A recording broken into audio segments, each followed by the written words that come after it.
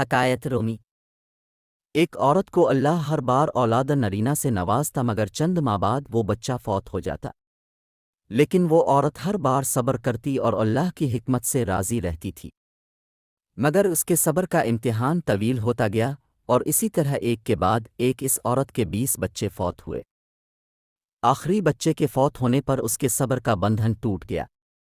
وہ آدھی رات کو زندہ لاش کی طرح اٹھی اور اپنے خالق حقیقی کے سامنے سر سجدے میں رکھ کر خوب روئی اور اپنا غم بیان کرتے ہوئے کہا، اے کون و مکاں کے مالک، تیری اس گناہگار بندی سے کیا تقصیر ہوئی کہ سال میں 9 مہینے خون جگر دے کر اس بچے کی تکلیف الفاٹتی ہوں، اور جب امید کا درخت پھل لاتا ہے تو صرف چند ماہ اس کی بہار دیکھنا نصیب ہوتا ہے۔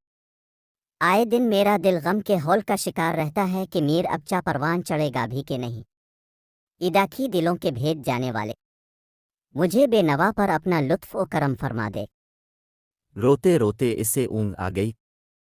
خواب میں ایک شگفتہ پر بہار باغ دیکھا جس میں وہ سیر کر رہی تھی کہ سونے چاندی کی اینٹوں سے بنا ایک محل نظر آیا جس کے اوپر اس عورت کا نام لکھا ہوا تھا۔ باغات اور تجلیات دیکھ کر وہ عورت خوشی سے بے خود ہو گئی۔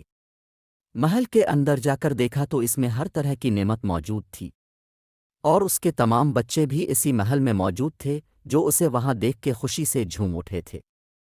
پھر اس عورت نے ایک غیبی آواز سنی کہ تو نے اپنے بچوں کے مرنے پر جو صبر کیا تھا یہ سب اس کا اجر ہے۔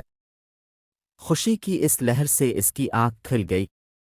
جب وہ خواب سے بیدار ہوئی تو اس کا سارا املال جاتا رہا، اور اس نے بھیگی ہوئی آنکھوں سے عرض کیا، اے الہی، اب اگر تو اس سے بھی زیادہ میرا خون بہا دے تو میں راضی ہوں۔